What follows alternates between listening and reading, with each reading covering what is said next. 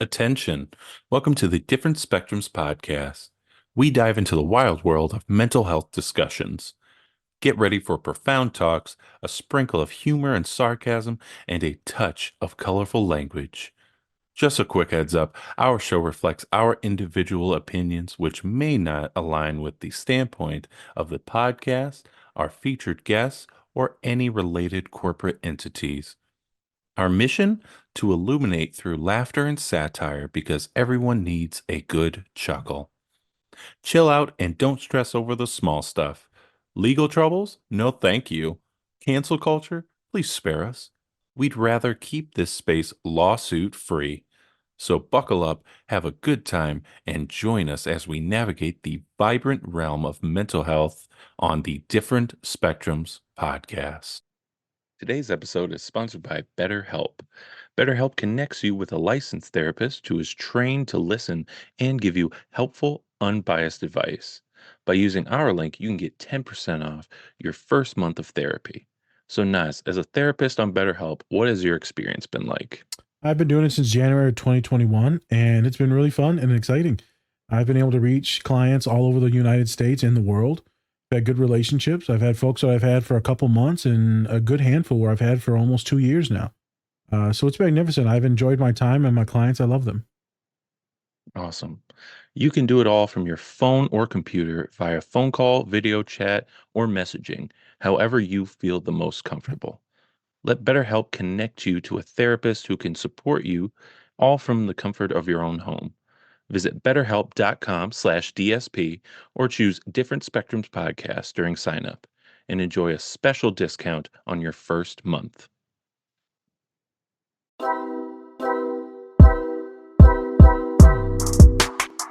Hey everybody, we back again. We're back and we are live as hell. We live.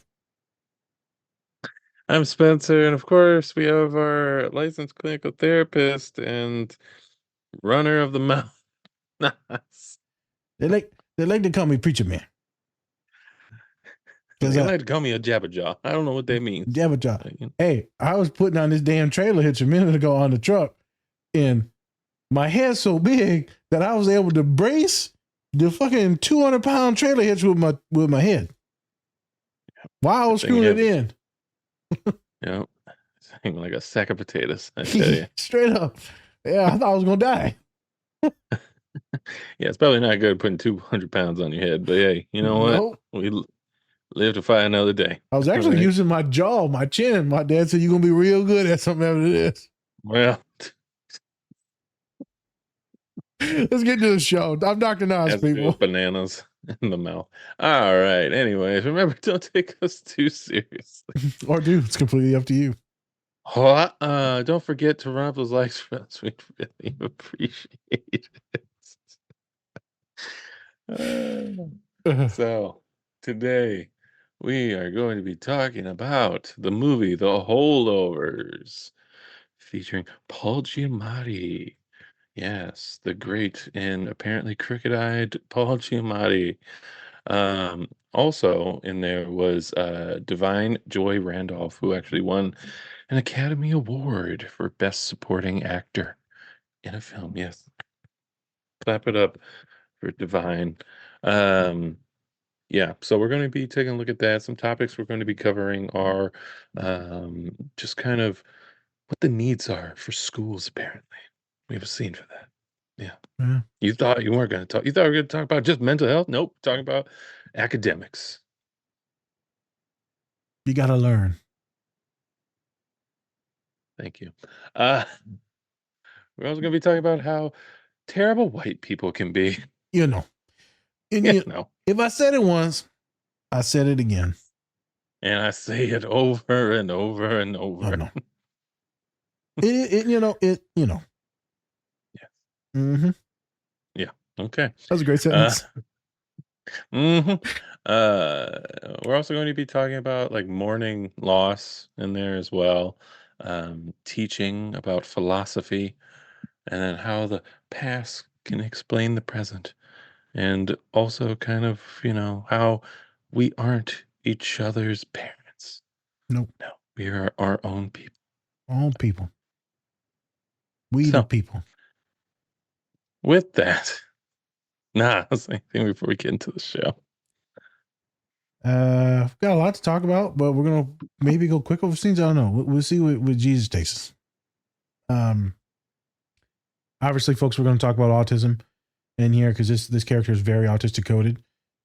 We will get into some racial things as well. Like Spence said, some grief as her son dies in the war.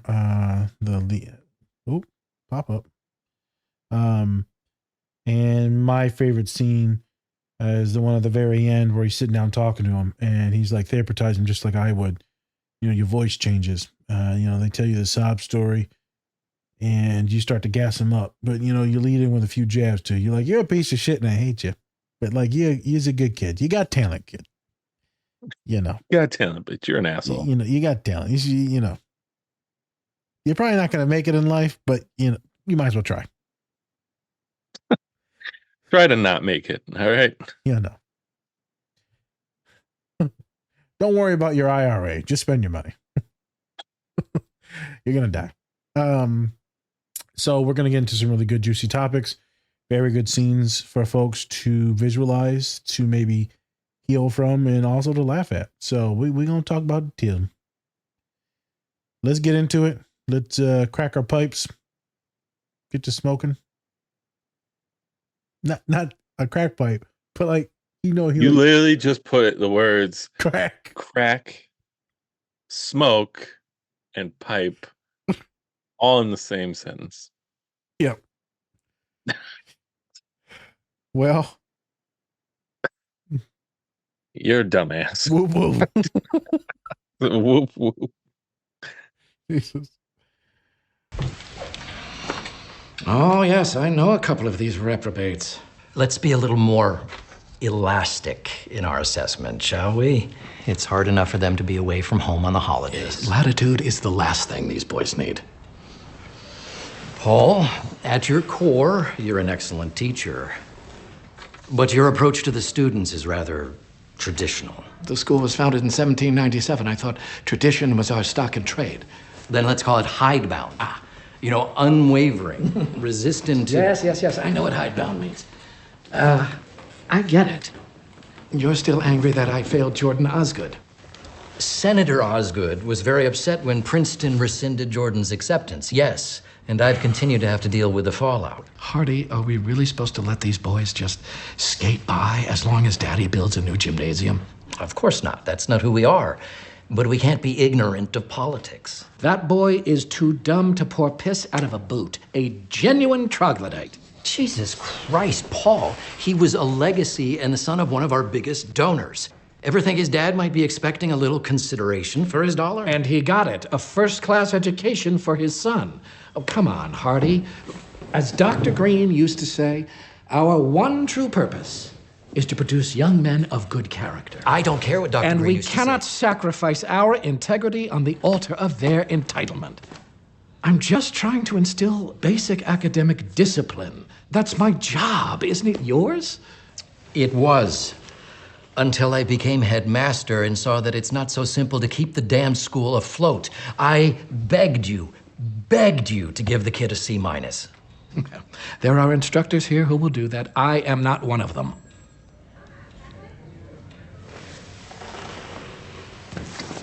Here's the manual and a full set of keys. Everything you need to know is in there. Your only task is to ensure the boy's absolute safety and good condition. And at least pretend to be a human being. Please. It's Christmas.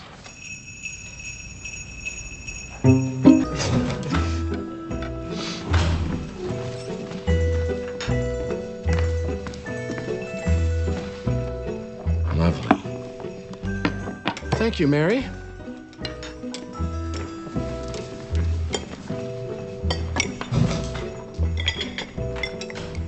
Didn't we already have this for lunch? And it was crappy then. Consider yourselves lucky. During the Third Punic Campaign, 149 to 146 BC, the Romans laid siege to Carthage for 3 entire years. By the time it ended, the Carthaginians were reduced to eating sand and drinking their own urine. Hence the term punitive. Mary, maybe you would care to join us?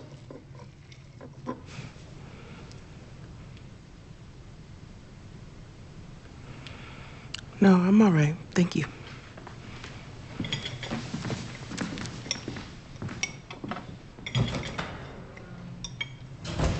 I mean, I know she's sad about her son and everything, but still, she's getting paid to do a job. And she should do it well, right? But I guess no matter how bad a cook she is, now they can never fire her. Will you shut up? You have no idea what that woman has been through.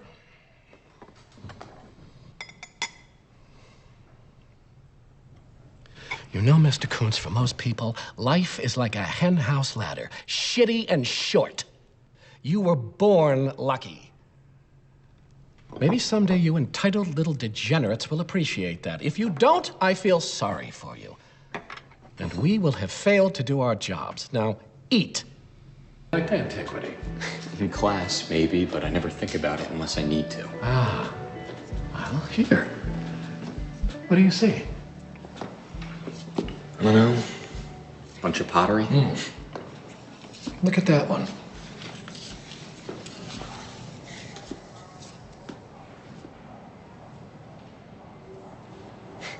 It's candy cane. Yes.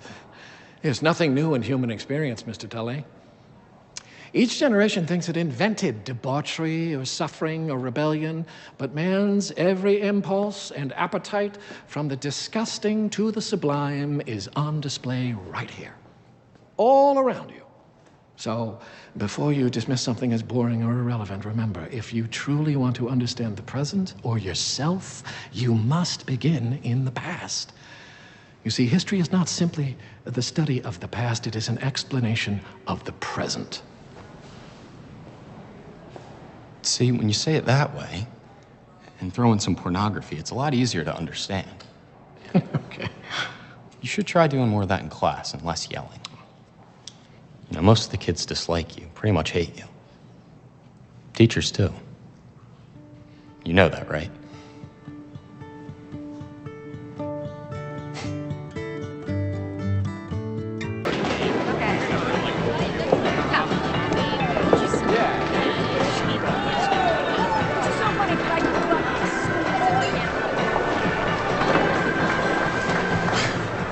People don't understand.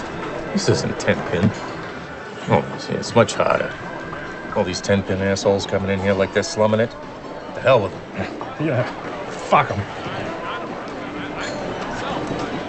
Excuse me. Here's something I bet you didn't know.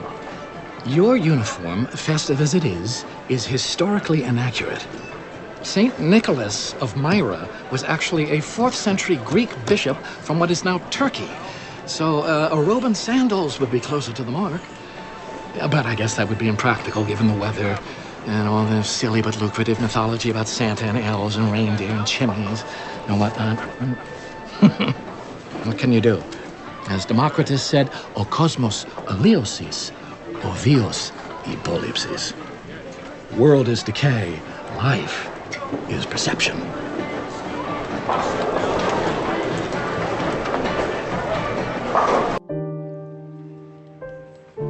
He used to be fine. He's better than fine. He was great. He was my dad. Then about 4 years ago, he started acting strange. Erratic, forgetful, saying all this weird shit. My mom took him to a bunch of doctors and put him on medication, but that just made it worse. He got more confused. Then he got angry. And then he got physical. That was it. That was the last straw. They put him away. And she divorced him. Without him even realizing it. That's why she wants a whole new life. And it's easy to just stash me away in boarding school. Like half of us are just stashed away there. get it. She never has to look at me. Because maybe when she looks at me, she sees him. No. That can't be true. You're her son. Maybe she's right. I can't keep it together. I lie, I steal, I piss people off. I don't have any friends, real friends. I'll probably get kicked out of Barton too, and when I do, it'll be my own fault. Get sent to Fork Union and maybe to you know where. And nobody will care. The funny thing is, I wanted to seem so bad this whole time.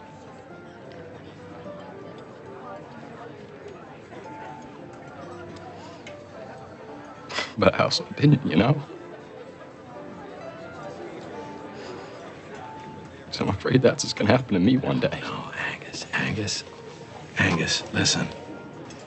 You're not your father. How do you know?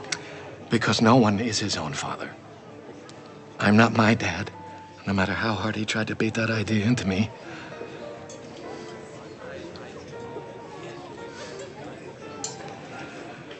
I find the world a bitter and complicated place, and it seems to feel the same way about me.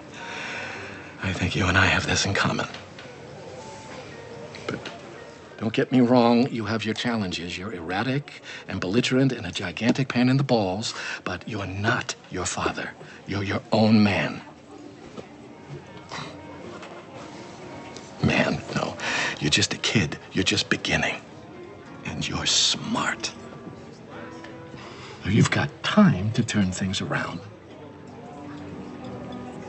Yes, I know. The Greeks had the idea that the steps you take to avoid your fate are the very steps that lead you to it, but that's just a literary conceit. In real life, your history does not have to dictate your destiny. Oh, there's Mary.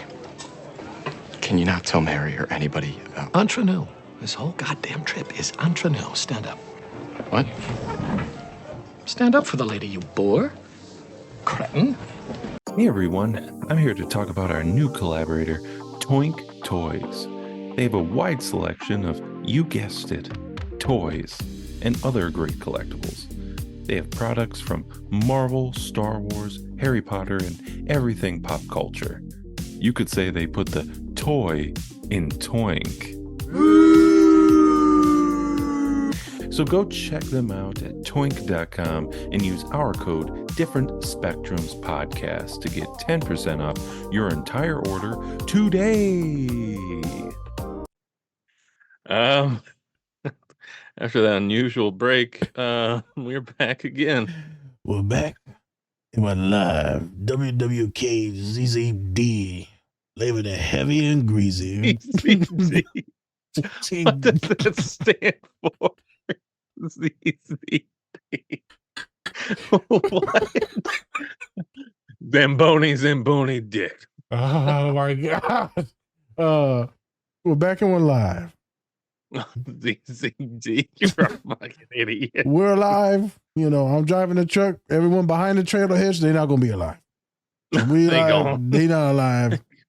Final destination. Yeah, but you know what? There's a part in Final Destination where people do make it out alive, and they're like, "What the fuck happened back there? That's you." Yep. Hold the door. Hold the door. Hold the door. Jesus, sad scene there. Hold door. Hold the door. Oh my God. Yeah, that was a really good twist there. I'm not gonna lie. That was traumatic. Shout out to Game of The Thrones. writers were just on another fucking level when they wrote that. Yeah. Just so you know. Who wrote Game of Thrones? Bobby Schmurda? Bobby Schmurda. What? That makes sense. I'm about to die. I'm back. All right, let's get to the show. All right, people. So back to the topic at hand. We're doing the Holdovers, all right, which is on Peacock at the time being. So That's the only place you can get it, honestly, I think. And Peacock. You can get it That's the anytime. only place you can get that holdover. You can get it anytime, anywhere. Anytime, anywhere. Salutations. WWZZ the D. Okay, I'm sorry. I'm done. I need to shut up. Anyways, so Holdovers is pretty much all about this teacher who has to babysit these 5 students while because there's Christmas break and there are people that have nowhere else to go, so they have to stay at the school. And one of the technically punishments for a teacher is staying over and having to babysit these kids. Yep. That's pretty much the gist of it. But there's also, a unlikely partnership when it comes to Paul and Angus, who dislike each other. I mean, I think every student dislikes Paul in this, as we see in one of the clips. Um, but, we'll get to why in a bit. We'll get to why. So, Nas, right off the bat, right? I thought as soon as I watched the movie, I was like, God, we gotta do that, right? Brought it to you, and you're like, I don't get this. I don't understand. But then once you watched it, you're like, holy shit, this is actually a really good movie, and there's a lot of deep topics into it. What'd you think about the Holdovers? You know, Okay, yeah, I had to let it fester. I had to let it smear over me. Why are you saying it? Like a baked potato. That's just your goal in life? Yeah. Just to be a baked potato? A baked potato. As Spencer said, I watched it, I think during spring break. And first I was like, what the fuck? This is boring as shit. Like, it's just a bunch of privileged ass white kids. I think that's why I was getting so mad too. It's like, I don't give a fuck about these kids. Right? It's just, oh great, more stories about super rich kids, that's struggling during school, but you start to watch it, you already know that the old curmudgeon, the old dusty white dude, the old dusty autistic white dude, right? We've seen this story over and over. The autistic coded like curmudgeon. What do you call the one dude? Cretin. Yeah, cretin. He called him something else in there too. I was like, Jesus. Eventually it softens and you get to see the humanity in him. I really loved it at the end, right? It comes like full circle at the end, this love relationship, the pedagogy, the teaching, the mentorship. The young man, you see his story. They're not rich. Mom marries some rich dude after his dad has dementia and pretty much loses all his beans, which is really fucked up. Getting kicked out of everywhere, isolated, alone, sad as shit. It's actually kind of a sad story. And then she goes through her traumas with losing her son, being a black woman, working for all these white folk. And they're racist as shit. It's a magnificent movie. So I really enjoyed it. It just took a little bit of time to like sit with me. Yeah. It's one of those kind of slow movies to where sometimes with these movies, especially for me, I kind of have to watch it twice to really, really kind of feel it, I guess. Because sometimes they're just so slow, but they really hit on the dialogue here. I really loved how they did it. The writing was good. Yes, it was very good. So shout out to the writers of this movie. They did a great job. For real. Yes. So the first scene that we're going to do is from pretty much like the beginning of the movie. Paul failed a student who had like a donor parent, very rich parent, and he pretty much failed him because he was the kid was a dumbass. Yeah. He was just a dumbass. And then went on to become like a senator. So I guess that shows that you don't really have to be smart. You just gotta know people to really make it in life. You ain't even gotta be born pretty. You just need money. That's all I needed. That's all you need. Damn. All right. But so I picked this scene because I felt that we always have maybe this argument maybe within ourselves when it comes to like our bosses, when it comes to like, yeah, I failed a student because he was a dumbass. What was I supposed to do? And then you have the headmaster's point of view of being like, well, I need the school and we need the school to actually make it through financially, Yep. or else all these students are going to have to go somewhere else. You can kind of see that, and you can sympathize with it. But I think we all kind of want to be Paul in some instances, right? We want to be the person that's just like blunt, and sometimes we are that person, and that gets us in trouble sometimes Mm-hmm. because then that's not the PC way of handling a certain situation, uh, which I understand, but at the same time, it's like it's a school. Aren't we supposed to have people be the best students Yeah. here? Isn't that the whole point? Isn't that why they pay a lot of money to be here? It's because they want the best education and not just a free ride through school and life. Things to ponder. Things to Yep. yeah. Naz, kind of want to get your take on the scene since I brought it up. Just kind of want to see what you thought when you first watched it.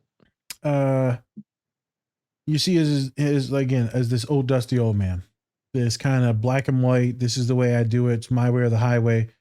I'm an educator. I'm an educator. I'm an educator. Mhm. And you're like, man, fuck this guy. But then you listen to his story and he's like, no, man, kid didn't do nothing in class. He's a complete fucking idiot. He said he got a world-class education. Don't mean I got to pass his ass. Mhm. He doesn't care about legacies. He doesn't care about that and the money and finances, right? He's a faculty. He doesn't care about the money. And then also you start to realize that he doesn't come from a lot of privilege either. That he's had a very hard life and it sounds like an abusive, poor life. And then he goes to the big schools and he's super bright and intelligent, has a magnificent memory, and things just don't shake out his way. You see where he gets shamed later on by like a friend that used to go to the same school as him. Like, what are you doing? And he just lies. And he said, I think he said, warped men or something like that don't ever lie. And he's like, you just lied your ass off. And so you see him sticking to his morals and his guns, but you also see some of that hatred towards the privileged, even though he's teaching the privileged. It's a very interesting thing. I actually see myself, obviously, in him being kind of like ethically bound and moral, but not necessarily about that. You're working in higher ed, or he's working in this boarding school, and you kind of hate it. And you kind of feel like a betrayal of people that you could be helping that are more at risk or more in need or more impoverished. Maybe a little bit more black and brown. But you're helping out all these other kids. They got money. A lot of them rich as shit. Right? And I didn't sign up for this. And you feels like a deep betrayal of what you started your career for. And I could see some of that same pain and turmoil in him because he hates his students. Right? They're lazy. They're ungrateful. Right? Privileged. Everything. Silver spoon. Talking shit. Racist. Right? He's very respecting. Very respectful. Right? He treats everyone like shit. Not the staff. Treats staff magnificent. Everyone on staff, he treats them wonderful. So like, I kind of relate to this dude. You know, you're doing your thing and you love it, but then also you kind of hate it. It's a weird place to be, Spence. So that's why I thought about it. I could have went down the autism route on this, but I decided to pivot. Yeah.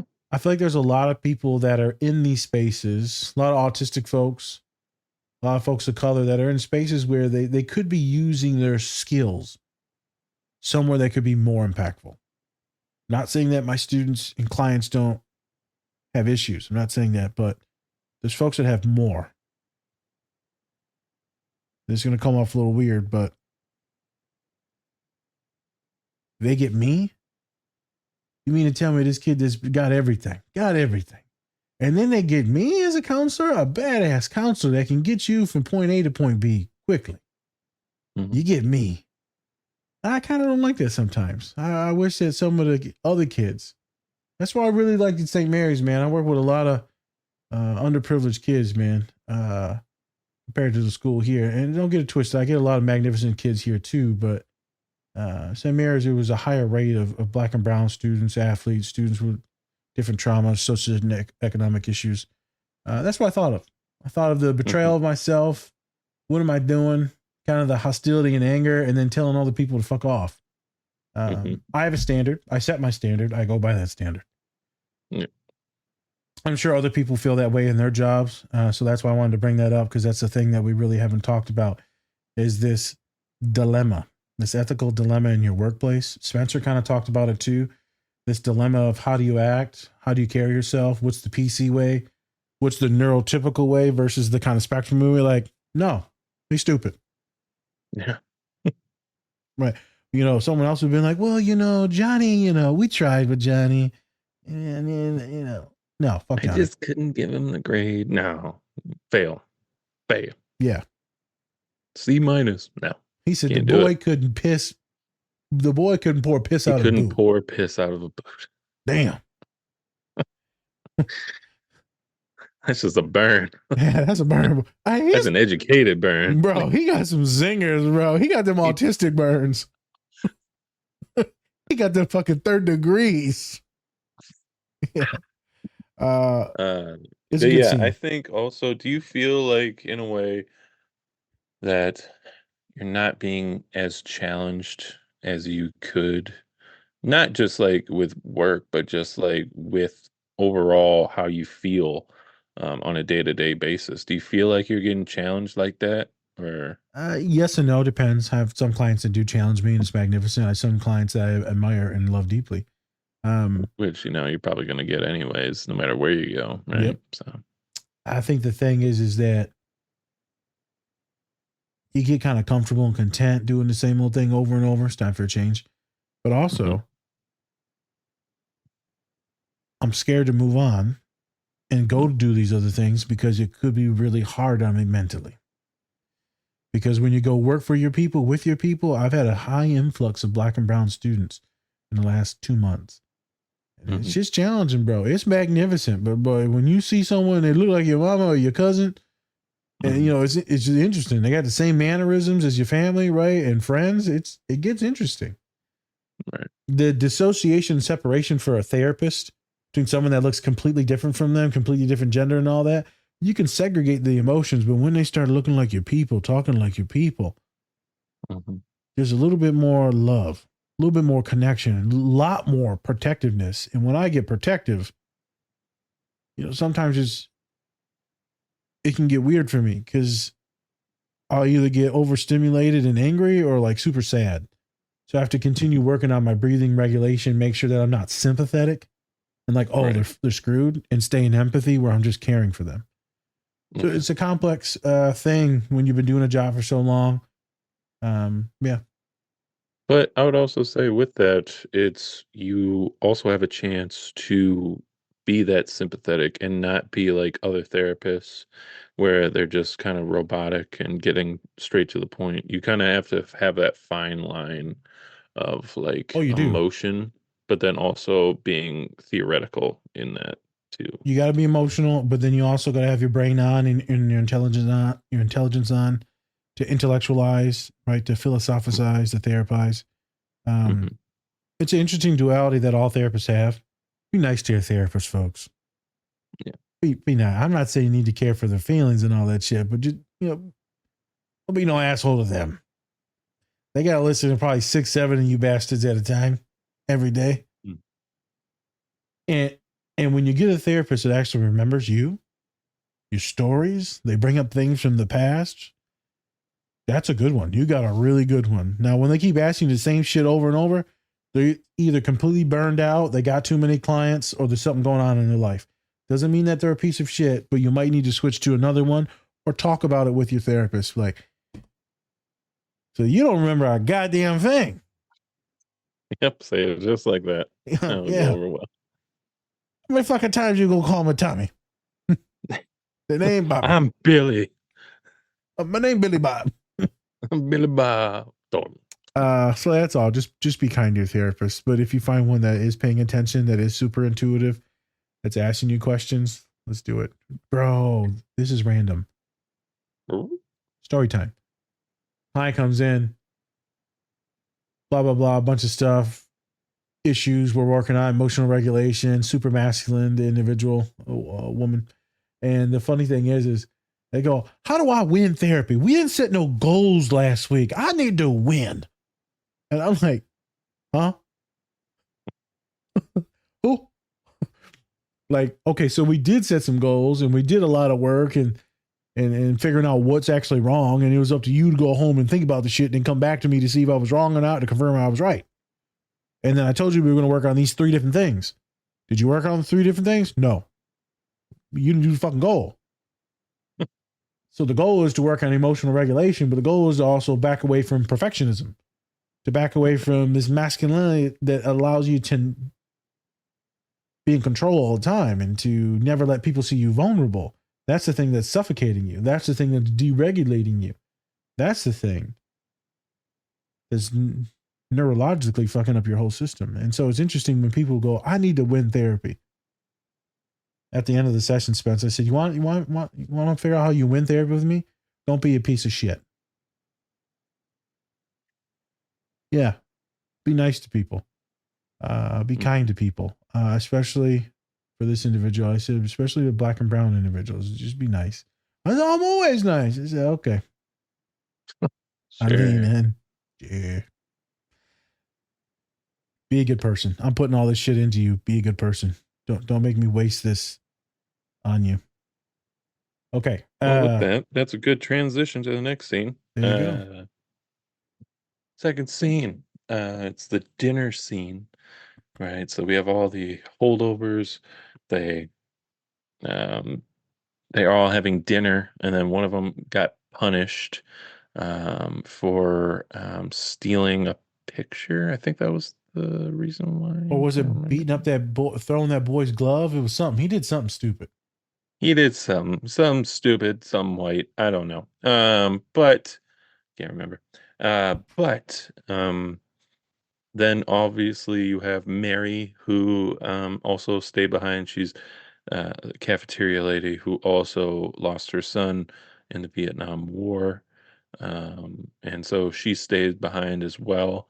And now she's serving them dinner. And one of the things that they were complaining about was it was like the same food again, which is like, of course it is, because They got nothing. yeah, they got nothing because you're on Christmas break. They don't expect people to stay. They don't even have heat in all the buildings. They're living in an infirmary. Yeah. So then all of a sudden, of course, one privileged mother just had to go. Hey, like, well, there are people like she won't get fired, I guess, because they won't get fired. Affirmative action, probably. I'm assuming he's going for there. Um, And of course, Paul just goes off on him and tells him that you have no idea what the fuck she's going through because you're just some privileged motherfuckers. So, um, I love this scene Yes. because A, he went off on him, and then also, um, I liked it because I like the subtle racism that this kid kind of goes off because you don't get to see that too often. Usually we see a lot of like blunt racism happening, just like calling them N-word and calling them like all different types of names and all that stuff. But with this one, it's a lot more subtle, just being like, well, they can't fire them because, whatever. Um, and it also, I love the fact that Paul is just, he not only he goes off on him, but he goes off on the rest of them, even though they weren't saying or doing anything, and they were kind of looking at the other kid like, dude, what are you talking about? Like, you're an asshole. The hell? But at the same time, he also wanted to have that lesson of being like, don't forget that all of you are also privileged as well, and that you come from backgrounds that you have no idea what she's going through either. I thought that was a cool lesson also in that moment too. Um, and then shut up and eat your food. He said, So I forgot this thing that he said. It's like life is shit, or it's like a shit going down the ladder. Something with shit going down the ladder. Yeah, it's like a chicken coop ladder. It's short and has shit on it, or Yeah. something like that. It's like life is short and super hard for a lot of people. And the way he looks at that boy and just shut up. Completely overstimulated, not taking any bullshit. You're done. You full tism meltdown right there for me. You ain't disrespecting no one in front of me. You ain't saying shit in front of me. I would have did worse with that boy. I would have marched his ass into that lady and you gonna go apologize, little bitch. And so I think it's awesome that he's teaching these kids manners. I think that you're right. He's talking about folks being privileged, but he's doing it in a way where he's trying to build empathy. He's trying to show these boys, do you not understand what she's done and how hard she's worked? She's worked at this school for so long. Her son went to this school because of like tuition reimbursement and all that. And then what happens? He gets drafted into the war because he can't get no job because he's black. Yeah. And then he dies. And you got some nerve to say anything. Kids probably should have been drafted as well, but because they have parents who are rich and they're in school, they didn't have to. Correct. And so it's a little educational thing right there. And he lays it down and he stands up for his homie, his friend. And it was magnificent. The way he articulates himself, the way he verbally assaults people. It is the Hannibal Lecter of delicatessens. Delicatessens. Let me go ahead and cut you off at the knees.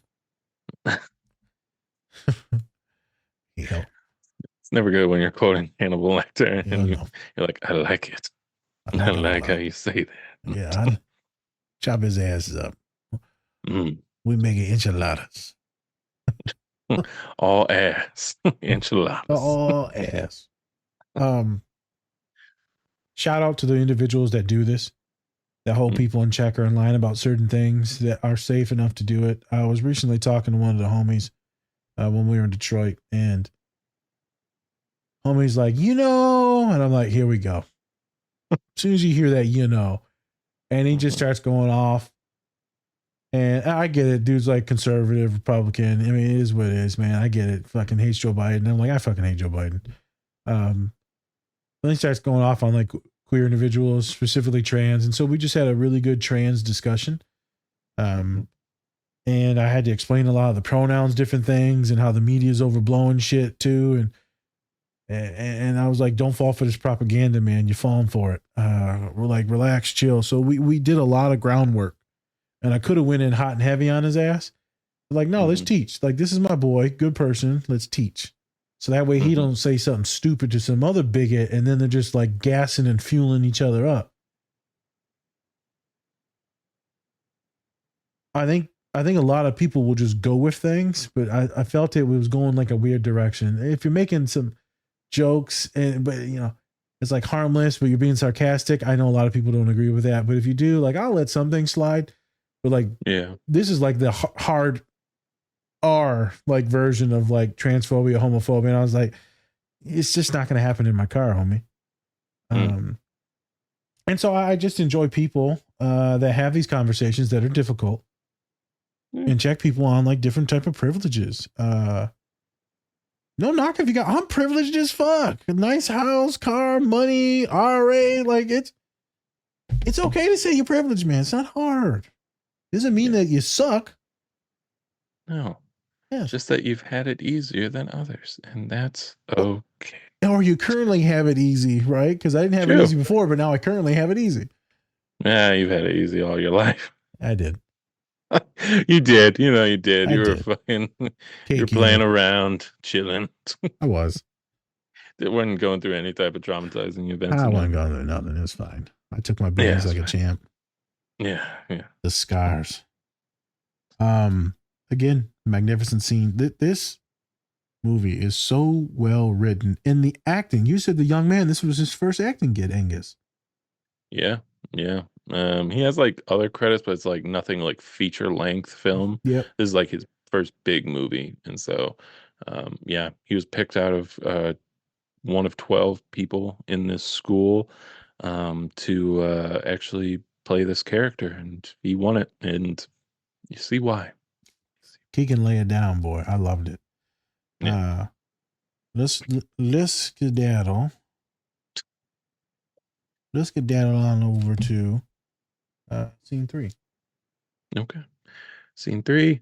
So during this whole thing, Paul and Angus start getting along, because in the first half of the movie they just can't stand each other. But then they're slowly starting to actually get to like eat one another and things like that. And so takes it to a Paul takes Angus to a museum, and then we have this scene where it's just talking about how the past can sometimes actually replicate in the future and in the present. It's always there, and he's trying to teach him this moment. He's having a very philosophical moment with him, um, which I think we could all agree that the professors that really get us to think and relate it back to where we are now, it's probably some of the best professors out Yep. there. Um, like philosophy, even if you're teaching math, I think you can always be philosophical and teach in different ways, instead of just, Practical. like you said, yeah, practical, and then also not just yelling or just being passive about your teaching. You can see the passion, and that Paul really loves teaching. So, You see it? I wanted to do this scene yes. because it's funny. Because there's a way to go about things in life. You don't always have to be this bookworm. You don't always have to be the epitome of whiteness. Mhm. So some knucklehead the other day we added on the Instagram, and it was called the Uncensored Therapist or some shit like that. I don't know, stupid name. Yeah. But they're a magnificent individual, funny as shit. They just got done watching Blank Man. They said from now on, if you're ever going to suggest anything for new guests to watch, have them watch that. I said okay. I said Dr. Funnings is awesome. They said yeah, y'all are hilarious too. And she said she was cracking up on the treadmill. And there's a way to go about teaching or pedagogy, being a professor. There's a way to do it and make it super relatable, man, where it's a conversation. You know, my boys at the office, they be like, Nas, if anyone can get through to the kids, it's going to be you. Mm-hmm. Because, and he was being real careful because I'm like, yeah, what you about to say, motherfucker? You about to say I'm ignorant, ain't you? Mm-hmm. He's like, you got a way at talking to people and getting all the information and therapizing them, but in this very casual like dialogue where you're just hanging out. It's you just hanging out with a kid, and then all of a sudden they get therapy. I'm like, yeah. Watch out for the funny guy. Motherfucker will get you. That funny motherfucker will get you, boy. I tell you. I get your guard down. We have a conversation, but I'm like, dude, when I'm in there, I am like grilling people with questions. Like it's fucking Tommy gun questions. Yes. And there is not a lot of accuracy too. It's straight up Tommy gun. You're just fucking spraying. If you were a letter, what letter would you be? Kid's like, what? A Q. 7. 7. Apostrophe. Yep. And this is what's funny because he walks there in the museum and he said, hey man, what's that right there? The kid looks at it. He said, it's 2 people having sex. We'll go ahead and pause the podcast real quick. Here we go. Dad. Uh-oh. It's okay to talk about sex because we all have it. We all want it. We all have it, huh? Well, I ain't having it, but I want to. I'm trying. I not feel like I have it. Hello, Bessie. How you doing? Oh my God. Put that thing down, man. Put it down. You're feeling good today. So how funny is that, right? He breaks the issues with this kid just by bringing up some humor, man. And next thing you know, now the kid's like willing to listen. Yeah. Like, soon as I swear in the room, because you feel out the vibe real quick, but as soon as you swear, you just see them breathe, like their shoulders drop. And they're like, oh, I can fuck with Nas. Everyone comes in there really tense. I promise you, dude, as soon as I swear, everyone's chill. I'm like, okay, now we can do the real work. And so his way of going about teaching is magnificent. So now let's get to the meat of what he said. This representation of, I thought he was going to say, like, be in the moment. Like, the past is the past. Don't be in the past. Don't be in the future. But he said, no, the past is literally the predictor, is the explanation of the now. So you always say you need to know your history. Why? Because history always repeats itself. So if you don't know your history, then you're lost in the current now. Mm-hmm. You're forever going to repeat the same mistakes. And so don't get it twisted now. He's not saying stay in the past. He's just saying you should know your history. Yeah. Because it will help you compute what's in front of you. That's why people come to therapy, Spence. Because they're missing some stuff and they're not connecting the dots of what their past was, the intricacies, the traumas, the perfectionism, the middle child, the eldest child, right? The single parent, they adopted.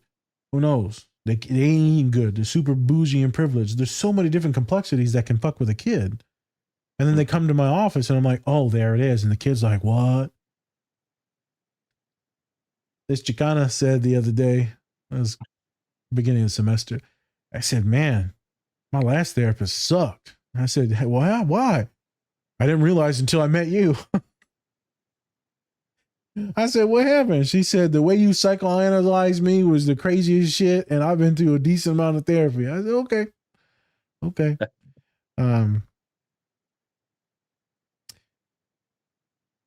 Sometimes I just throw some shit at the wall and then kind of see what happens when I'm psychoanalyzing and trying to break stuff down, but I'm usually pretty right. And if I'm not right, then I allow them to correct me. Okay, now another pivot, and then we'll get to the next scene.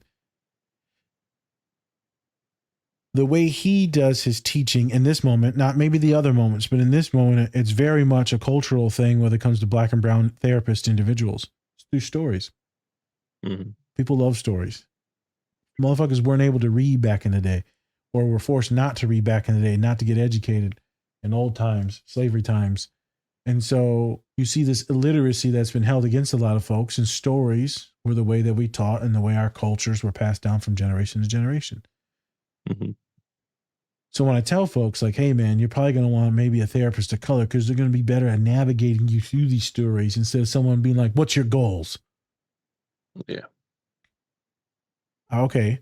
Like the kid told me the other day, she was like, I need a goal so I can win. I said, well, it's all on the journey. I just need you to grow. We ain't trying to win nothing, motherfucker. You got chronic pain. I don't think we win in this. This shit ain't going nowhere, honey. So teaching through stories, through humor, maybe, maybe not make the sexual jokes if you're doing therapy, Oh, probably not. You're getting fucked mentally. There you go. Jesus. It's like, what the fuck? The other day, I'm not going to repeat the full word, but you know me, sometimes I'll combine words and all the time, and they'll just come out, and I just keep going, and I move past it, so clients don't really ever see it, because I know that if I stay on it, it's embarrassing, or like they'll catch it. They just kind of keep going. But the other day, I stuttered like 5 times, and I kept saying the word pushy. I was trying to say puss. Oh, almost said it. I don't want to say it. So and then that word came out and I was like, no. And the kid just looks at me and I look at them. I'm like, and then I try to say pushy again. And then the same bad word comes out. I'm like, no. Then you tried doing like the sign for it and then you just like this. And you're like, no. No. It was terrible. It was one of the most embarrassing moments. Thank God I've known the kid for like 3 years. And they're like, you're a fucking idiot. And I was like, don't look at me. I know how dumb you are. Don't look at me in my shame. I felt like a naked Schmeagle in that moment. Schmeagle. My precious. Yeah. My pussy. Like just a sack of potatoes. All right, let's get into the last two scenes. Fourth one, autism. That's all you gotta say. Autism. That's all I really need to explain it. Cute. Autism. They're at a bowling alley, and it just goes into a rant about Saint Nick and how his outfit was wrong. And of course, these townspeople just like, fuck, bro. I didn't need this. I didn't need this. I didn't ask for this. And they looked like they were about to whoop his ass. Yeah. Like, what you doing here, boy? Huh? No, we don't use the word over here. No. Even though they're in like Boston or some shit. Shit. They're in New England. Boston racist as shit.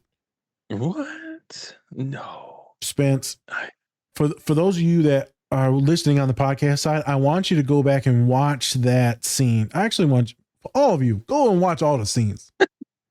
Just rewatch them. Yeah, watch the scenes. Let us get the views on YouTube. We need the views. Yeah, don't be an asshole. Yeah. Shout out to the 100 of you that watch the podcast no matter what faithfully. Much appreciated, much love. So that stare is the stare when someone's just dialoguing and the other person's timed out and like, what the fuck is this kid talking about? If y'all let a neurospicy ever get that stare, please shut up. Please shut up. I've definitely given that stem just like.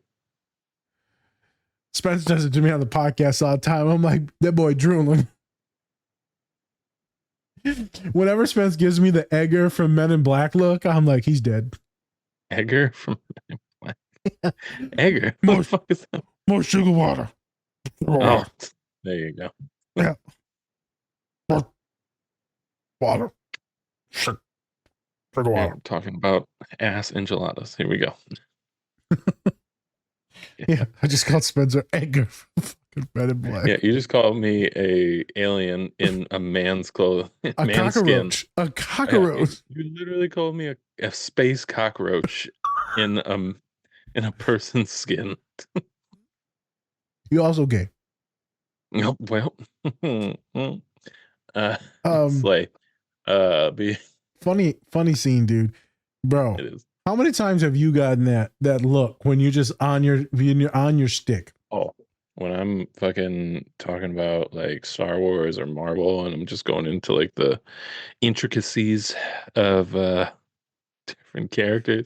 Definitely through Dom. She's definitely giving me that look like, okay. Yeah. All right. Yeah. All right. Yeah. Sure. Yeah. You giving her the history of a saber? Yeah. I'm just like, you know what? They actually grab their own crystals and it's actually like this whole trial. So they have to, it's their crystals that choose them, not they don't choose the crystals. Crystals choose them. And it's just. Student told me the other day, she said, my last boyfriend loves Star Wars. She's like, I'm glad I dumped his ass. I was like, Jesus. Jeez. I said, why? Because he would just talk about the most random shit that I didn't give a fuck about. I'm like, he was probably the nicest boy. And let's be honest, she was probably also saying some shit that he didn't give a fuck about, but he acted like he did. 100%. We all do. We all have this. We all have it to where it's like we all talk about shit that we're just like, I don't give a fuck, but hey, I love you, so I will give a fuck. I love you, so I'm gonna listen to you. I'm not gonna look at you. I can't repeat what you just said, but I like it. I was here. Yeah, I was there. What did Marshawn Lynn said? I'm just here so I don't get fined. There you go. That's your relationships in a nutshell. I'm just here so I don't get fined. Let's be real. That is definitely Colin's relationship. I'm just here. He doesn't hear shit that she says, bro.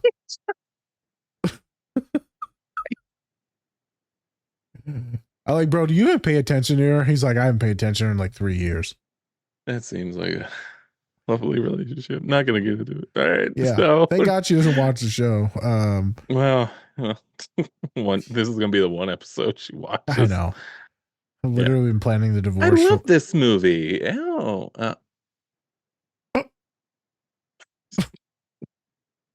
FYI, we've been planning the divorce for like a couple months now. So Months, motherfucker. The first, as soon as you said "I do," you're like, "She's out of here." I remember on the trip when the car almost rolled backwards on her, and he was like, "Fuck, almost." Yeah. Almost had it. I know. Almost had I looked at him. I said, "We almost got married, didn't we?" it. This is about to be a fucking Netflix special with you. 100%. Yeah. The dark love. It was awesome going into the store. This is my baby. And I'm like, don't it look just like me? Little blonde hair, blue eyed white baby. Yeah. Most Nazi baby you've ever seen. I know. Hilarious. See, right here. A bunch of you probably tuned out because me and Spencer are just talking. Straight autism moment. Welcome. Sugar water.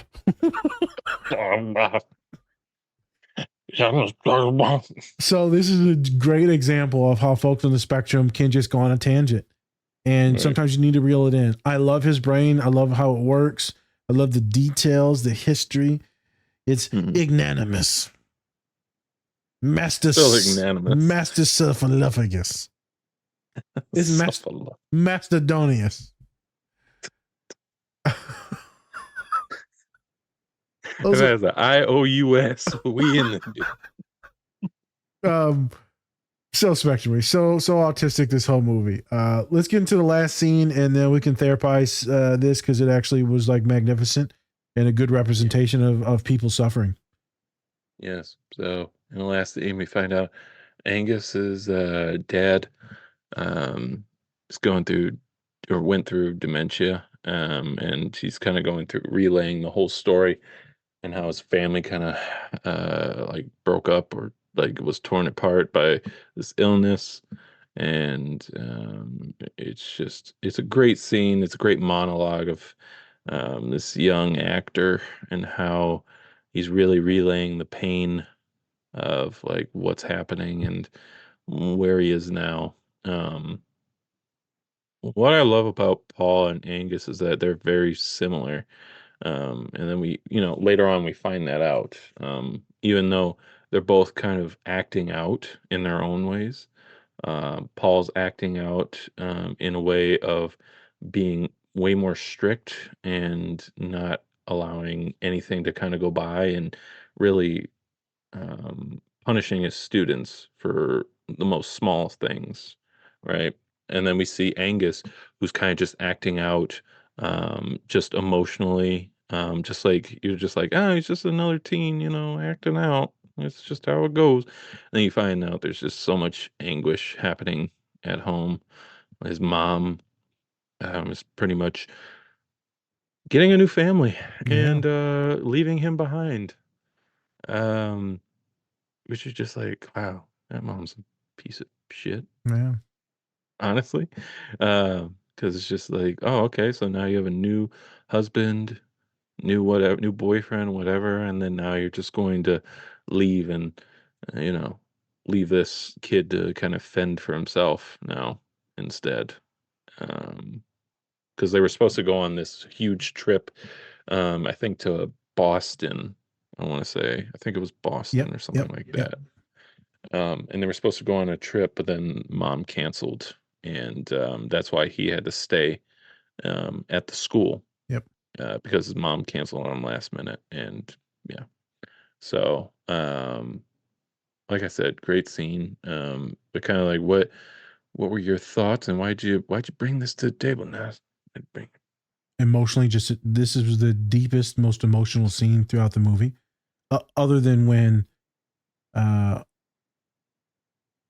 cook has a mental breakdown, like in the party, and she starts crying, and everyone goes to the room. He's like, "We got to get you out of here. Let's go." Those are the two heaviest scenes. You know, he just got done seeing his dad in the psych ward. You know, he's got some type of cognitive issue where he's like seeing and hearing shit and paranoid, and the dad's not there. He starts the conversation with the dad. He's like, "Oh man, maybe my dad's there." And then his dad kind of tanks. Like mentally just saying a bunch of disturbed stuff. And you just felt so bad for him. So you've seen a young man. I repeat the word young man because he's just a kid. That's dealing with a lot, that had to watch his father deteriorate, that watch the mother move on, which is fine, but watch the mother move on so quickly that she doesn't even want to be around the boy because the boy is such a remembrance of the dad. Mhm. So not only did the kid lose his father to this mental illness, but also loses his mother. Mm. And so, of course, you're going to act up. Of course, you're going to be depressed. Of course, you're going to try and get attention and be a dumbass, smoke a little bit of weed, maybe drink like he does in the show.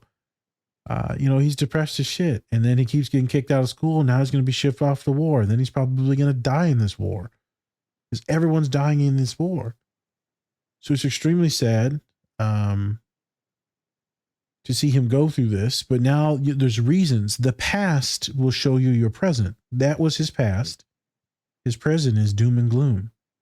Mhm. I've been there. And then So- Paul kind of really acclimates the fact of like, just because your father is this way doesn't mean you're going to be this way as well. But it's super scary if you think about it because, genetics, Mhm. and so now you have to think, well, because like even my grandpa had my dad's disease, right? The autoimmune disease that eats his muscles. My father's got it. Means me or Salim's going to get it. Mhm. I take more after my mom body wise, but I got a lot of my dad's stuff. Mhm. So it's interesting. So it makes you be real mindful of the good times that you have with your body. Mhm. And it's scary. It's really scary. So the young man is now crying because he's very vulnerable, very scared now because he's seeing his life may end in so horrific ways where no one loves him. He's worthless. And that's just soul crushing. So it's a soul crushing moment. So then your boy steps in. Yep. Turns on the full on love, compassion, empathy. He turns on the fucking mojo for this kid. As a therapist would, as a good therapist would. He's like, come on, kid, man. You're not going to be your dad. I know my father tried to beat me to thinking that I was going to be just like him, but I was better than him. I got educated. I got out of there. He's like, you make your own choices in life. All of you listening, you make your own choices in life. You don't have, it's not preordained what's going to happen because of the place you grew up at. You got a shot long as you're not dead. You need some luck your way, some money, some finances, meet some good people. I get all that, but you got a shot. Don't ever let someone tell you who you are. We just did an episode on My Hero Academia. Don't ever let someone tell you that your dreams ain't shit. Shoot for the sky. Shoot higher than the sky. Yeah. All you need is one person to believe in you. You can achieve some amazing things. A magnificent scene where he gasses him up, but then also he's like, you're an asshole and I fucking hate your guts and you give me a headache. I do the same shit with clients all the time.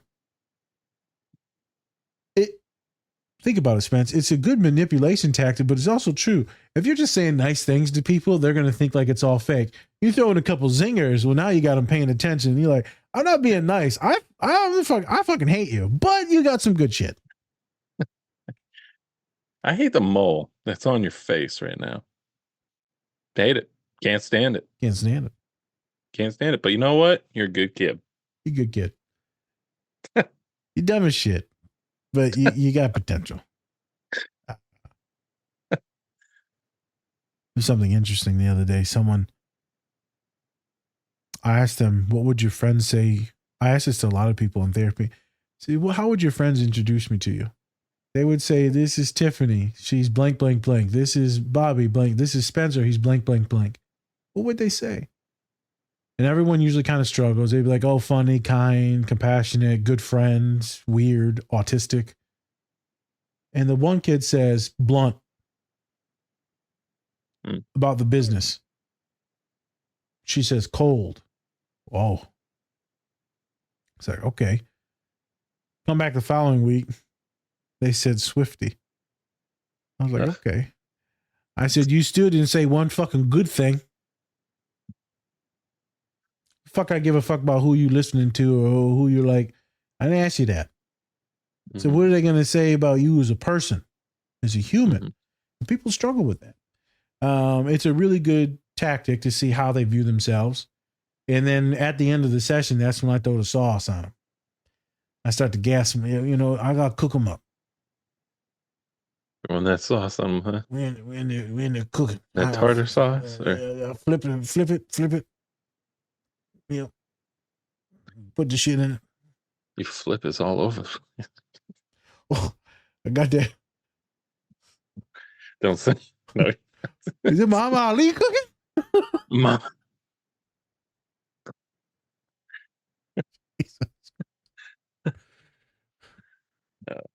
Let's just go past that one. Yeah.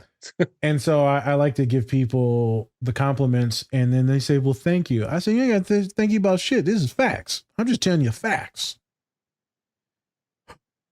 I'm sorry. Oh, why are you sorry? Just shut the fuck up and let me talk. You very good. Quit saying stuff, damn it. And see, me acting, some people are going to be like, this is unethical because maybe the way I'm like saying the tone and all that stuff, but it's actually quite funny and it's very real and authentic. And my points are getting hammered home. I'm doing what I need to do, but just in my own authentic, autistic way, my own Hispanic, Arabic way, my own hood way. So as we wrap up here, shout out to all the individuals that are legit authentic, that are real, that are connected and vulnerable, that push people with not just bullshit fluffiness, that are, hold people accountable. You say something stupid, I'm going to tell you you're stupid. I'm also going to gas you up and tell you everything that you did good. And I'm going to give you a couple things to work on. Like my supervisor. Don't ever say a goddamn thing good ever that I do. Well, you came 10 minutes late to that meeting. You didn't even show up to the fucking meeting. How you know I came 10 minutes late? You didn't even go. Bitches. Just saying. I've been there. So if you're going to be a supervisor, you're going to teach someone, give them the good stuff, and then just a couple seasonings of things to work on. Seasonings. I think that everyone thinks they're cool with me because, they'll just wait to drop the heavy stuff at the end. You ain't say nothing good. And then you drop all the heavy stuff at the end? Fuck you. Hey, Nas, we need to talk for a minute. Damn. Uh-oh. Nas, you swing by the office real quick? Damn. Don't you also hate it when people say like, "Hey, how you doing today?" And then and then you're like, "Good. How are you?" "Good. I need to talk to you about something." I'm just like, damn. Why couldn't you open with that? Hey. Why couldn't you open with that? So when I'd rather have you open up with that. When you go to the store with me or whatever with me, my dad hates it because it's super cringy. People like, yeah. How you doing today? Or like, what will they say? How you doing today? Yeah, they'll say, how you doing? And then I'll be like, good. Find everything. And then most of the time they're supposed to be like, yeah, how you doing? You good? You good? Or I won't say it back to no one. I'm like, I don't give a shit. Good. Good. They'll be like, oh, good. Me too. I said, I didn't ask you. I don't care. When they say, oh, good. Me too. I'm like, I didn't ask you shit. I just kept walking.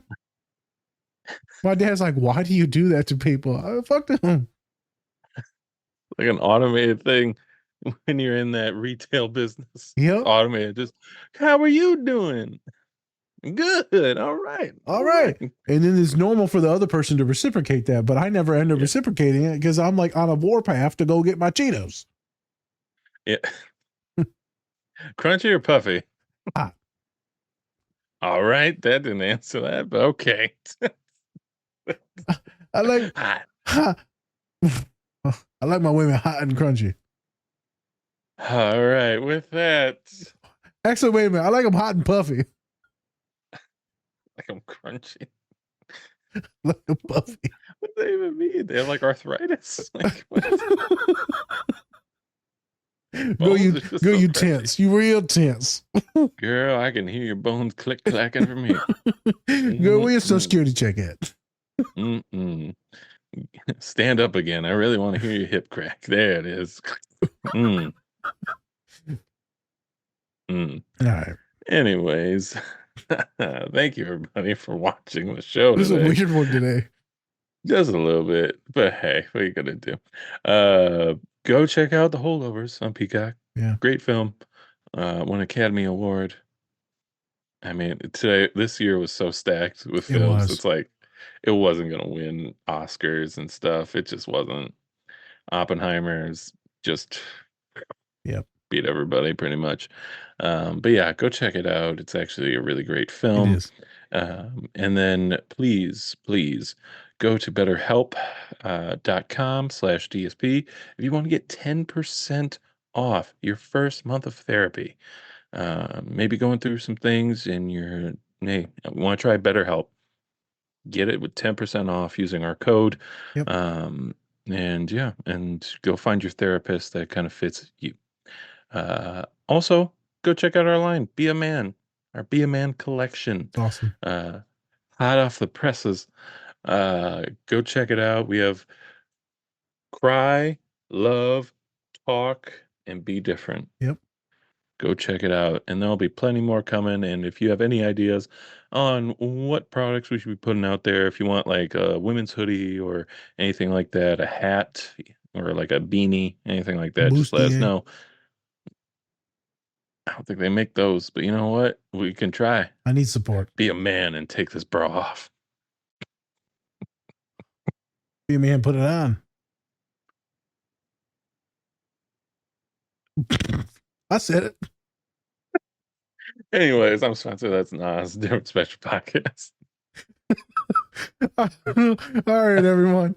As always, much respect, much love, and remember, take care of yourselves. Or don't. That's completely up to you, homie. Peace. Sugar water.